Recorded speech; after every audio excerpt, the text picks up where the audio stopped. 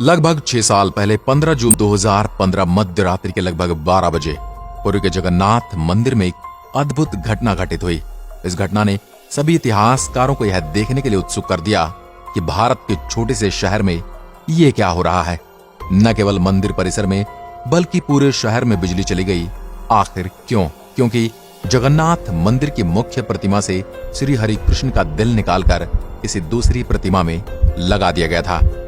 नहीं, यहाँ पर श्री कृष्ण के हृदय से मेरा मतलब कोई आध्यात्मिक या फिर कोई रहस्यमय हृदय के बारे में नहीं है, बल्कि असली हृदय से है।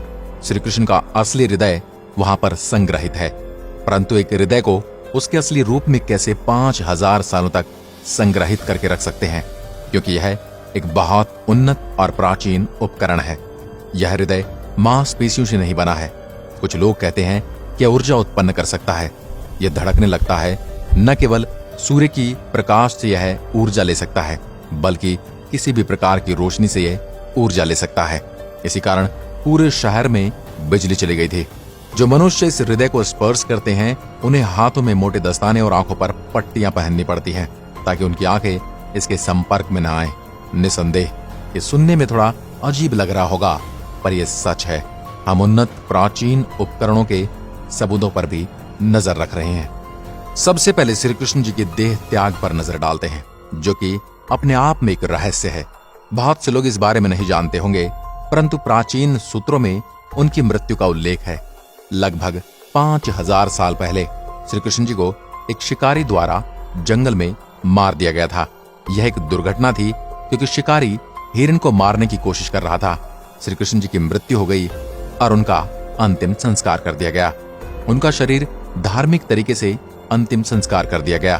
हालांकि उनका शरीर तो जल गया, परंतु उनका हृदय नहीं जल पाया। यह एक बिना नुकसान पहुंचे हुए मजबूत धातु के गांठ जैसा दिख रहा था। जब शिकारी ने उस हृदय को उठाया तो वह हिलने लगा। अब शिकारी उस हृदय का फिर से अंतिम संस्कार करने की कोशिश करता है, परंतु इस हृदय को जला पाना असंभव था और इसी हृदय से एक अजीब सी धड़कने की आवाज आना शुरू कर दी। तो फिर शिकारी को यह महसूस हुआ कि कोई खास उपकरण है। उसने उस हृदय को उठाया और इसे बेचने की कोशिश करने लगा, क्योंकि यह बहुत अजीब दिख रहा था। उस शिकारी ने पूरे भारत का भ्रमण किया, परंतु उसे कोई हाथ तक नहीं लगा रहा था। शिकारी ने हार मान ली और उसने हृदय को लकड़ी के पट्टे पर रखकर नदी में छोड़ दिया। ये हृदय पुरी के एक प्राचीन शहर में किसी को मिला।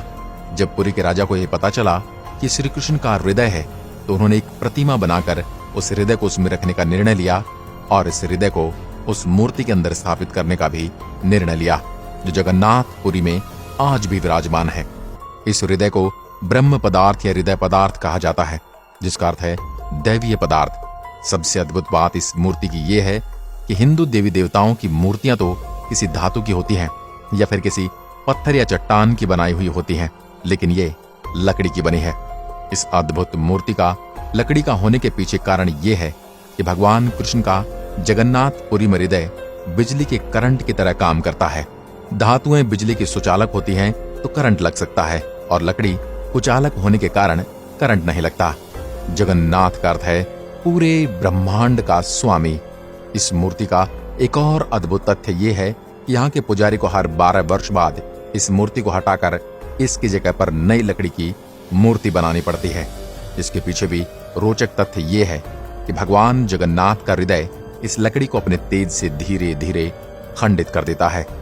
आज से 50 साल पहले एक व्यक्ति ने देखा इस हृदय से कुछ और तरल चमकीला पदार्थ निकल रहा है। उसने ये भी देखा कि यह हृदय चक्र की तरह घूम रहा है। इस व्यक्ति ने कहा यह अष्ट धातु से बना है, जिसका अर्थ यह है कि एक मिश्र धातु से बना जिसमें 8 धातुएं हैं। इस अद्भुत चक्र के बारे में बहुत सारी धारणाएं बताई जाती हैं। भगवान कृष्ण के पास एक चक्रीय शक्ति है जो सदैव चलती रहती है और ऊर्जा उत्पन्न करती है। विज्ञान भी घर्षण की शक्ति को मान चुका है। विज्ञान भी इसी सिद्धांत पर एक न्यूक्लियर मशीन बना रहा है जो दिखने में हीरे की तरह होगी। इसके अंदर भी चैम्बर होंगे और वह भी चक्रीय घर्षण पर कार्य करेगी।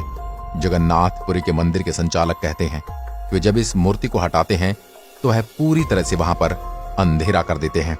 वे सभी मानते कि यह एक भौतिक वस्तु है, पर इसके केंद्र में जो ऊर्जा उत्पन्न हो रही है वह अद्भुत है। हम जानते हैं किसी भी प्रकाशमान वस्तु से यह ऊर्जा प्राप्त कर सकती है, इसलिए वे इस मूर्ति को अंधेरे में ही वहां से हटाते हैं। हम जानते हैं कि भगवान कृष्ण ने हमें एक प्राचीन उपकरण दिया है। आज विज्ञान इस तंत्र को प्रयोग करते हुए विभिन्न प्रकार की मशीनों का प्रयोग करते जा रहे हैं, क्योंकि भगवान कृष्ण भी अपनी उंगली पर सुदर्शन चक्र रखते थे जो कि सदा गतिमान रहता था। वहीं वर्तमान में शक्ति और ऊर्जा का मार्गदर्शक बन गए हैं। आज की वीडियो में बस इतना ही। अगर वीडियो पसंद आए हो तो लाइक कीजिए। धन्यवाद।